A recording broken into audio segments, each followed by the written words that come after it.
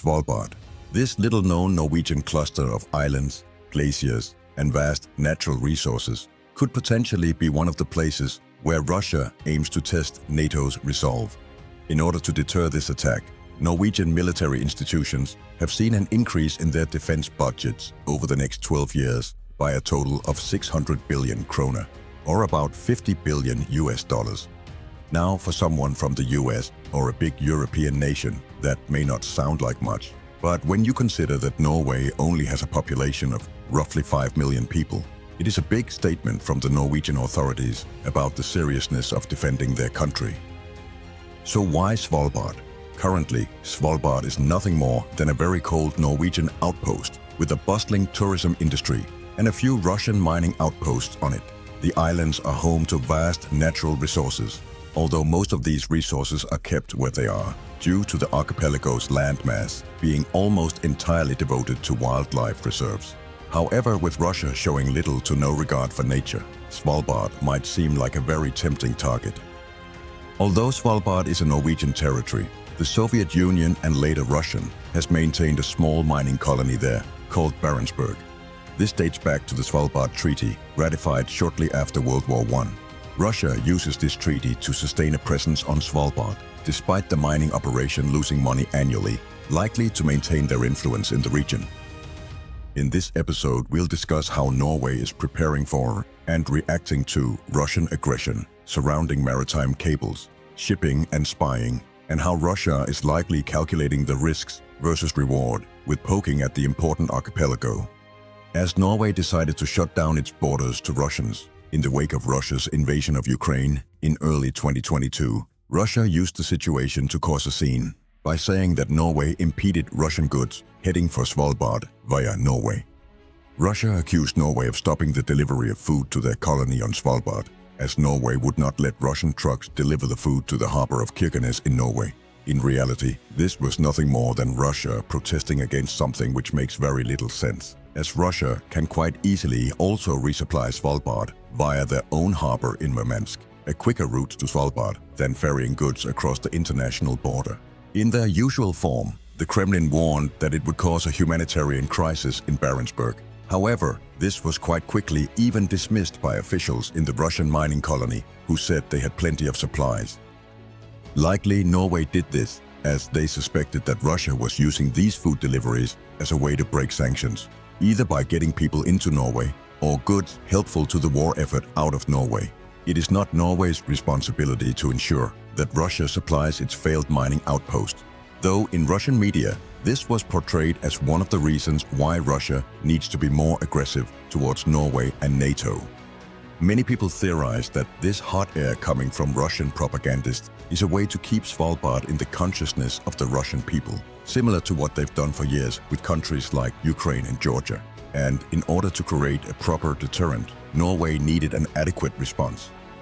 While Norway has some quite excellent production capabilities and military equipment producers, as we've discussed before on this channel, all is not so well for the Norwegian armed forces. While many of their fellow border countries with Russia spend well over 2% of their GDP on their military, Norway has been lagging behind this goal for years. In the last 20 or so years, the spending on the Norwegian military has fallen to new lows, similar to what we've seen in countries like Germany, Denmark, the Netherlands, and so on. And while other countries have invested heavily in defense, Norway, among other things, have deemed many of its assets too expensive and reduced the amount of personnel being called up for service each year. An example of this is the Skjold-class corvette, long hailed as one of the most advanced and fastest combat ships in the world, deemed too expensive and costly to maintain by 3 consecutive defense chiefs from as early as 2008. It was a state-of-the-art Northern Fleet countermeasure, but as naive politicians thought that Russia was no longer a threat, equipment like the Skjold was being considered surplus to requirements. Only recently Norway has decided to upgrade the Skjold class rather than selling or destroying them. All is not lost though, and Russia's aggression in Ukraine has turned the fortunes around for Norway's armed forces.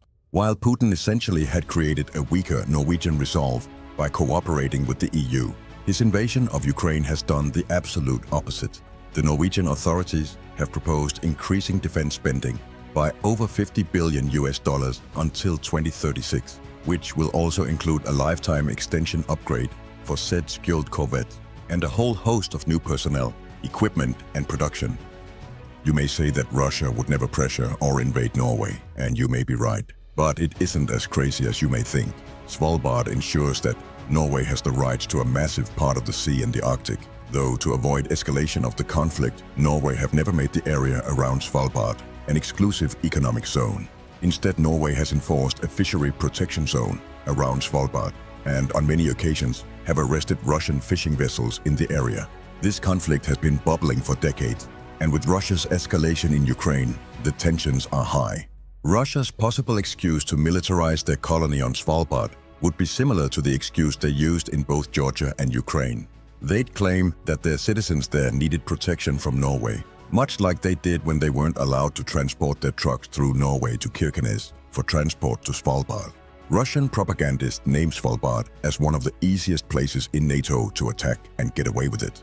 Norway's need to defend itself doesn't just come from Russia's threats. It also comes from the fact that NATO's coming period seems to have a lot of instability in it.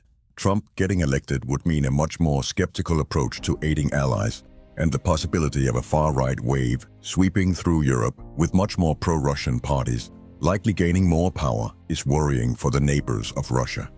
Incidentally, the countries that voted the least for pro-Kremlin parties in the recent EU election were all the countries who share a border with Russia.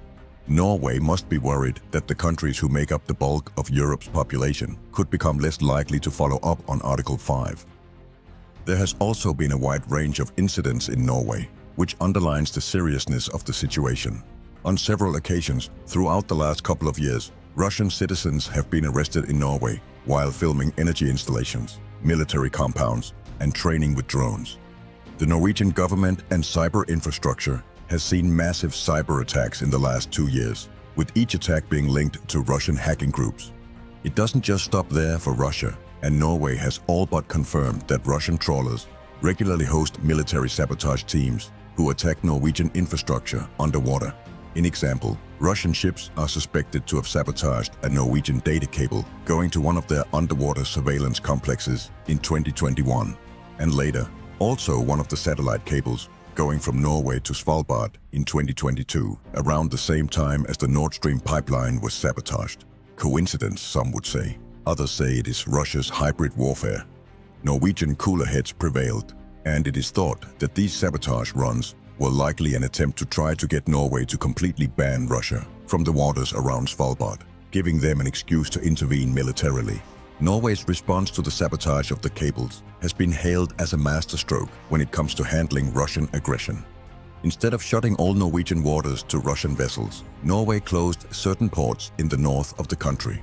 This meant that Russian fishing vessels could no longer make it back to port in Russia if they used the now further away open harbors, and hence could not use this as an excuse to transport sabotage crews. It means that only larger fishing trawlers would be able to operate out of Norwegian harbors, which makes them a lot easier for the Norwegian Navy and Coast Guard to control.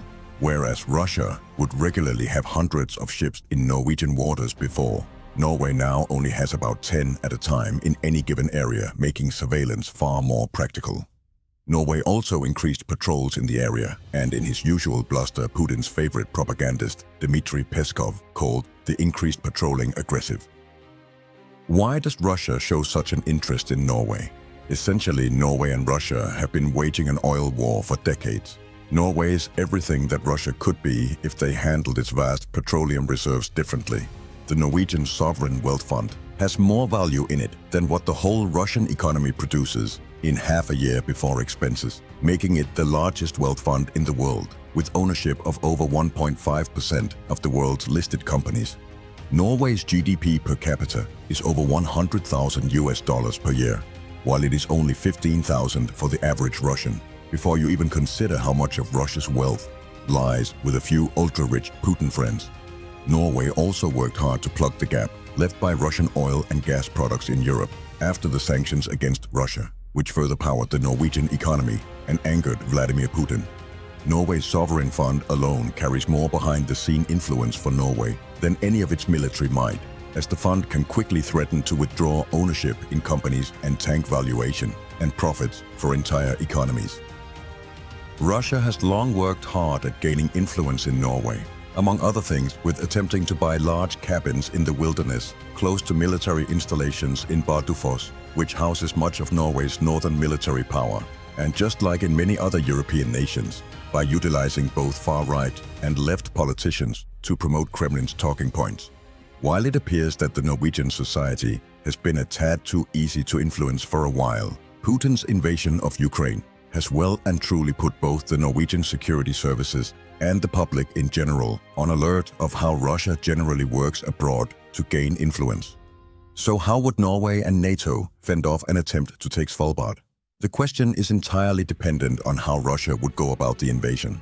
With Sweden and Finland being added to the new Nordic powerhouse in NATO, Finland would likely destroy Russia's only heavy transport road, heading to Murmansk and Russia's northern fleet within hours.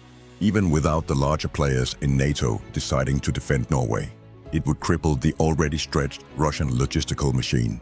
Denmark, Sweden, and Norway's quite capable fleets would be utilizing Norwegian fjords and advanced technology to their maximum advantage, firing advanced anti-ship missiles at Russia's much heavier and slower ships. Norwegian and Swedish submarines, known for their stealth, would be cutting off any attempt at landing troops on Svalbard. Even without NATO, it'd be a very costly decision for Russia. Quickly summarized, Svalbard is out of Russia's reach militarily. Then we're only left with a hybrid war scenario, something similar to what Ukraine saw in 2014. Russia could likely smuggle weaponry and soldiers onto Svalbard and pretend Norway posed a security risk to their citizens. But without proper resupply, these soldiers would not last long against the inevitable pushback from NATO. What concerns Norway is Russia's buildup of icebreakers and pressure on their sovereignty over Svalbard. And while Russia likely doesn't consider Norway a threat, it probably considers Norway's rebuilding of their armed forces, as well as Sweden and Finland's joining of NATO, a pretty hefty barrier to their ambitions in the Arctic. Norway might not receive support from the wider NATO if Russia were to contest their territory, but it would most certainly receive support from Finland, Sweden, and Denmark. All in all, that is over 200 modern fighter jets, more naval displacement than Russia's northern fleet combined, and a very well-trained military opposing them with technology that the Russian armed forces have never faced. Thank you for watching, and be sure to check out the channel for other videos on Nordic military matters. We've recently opened up for memberships, so if you'd like to support the channel, you can via the join button under my videos. Have a good one, folks.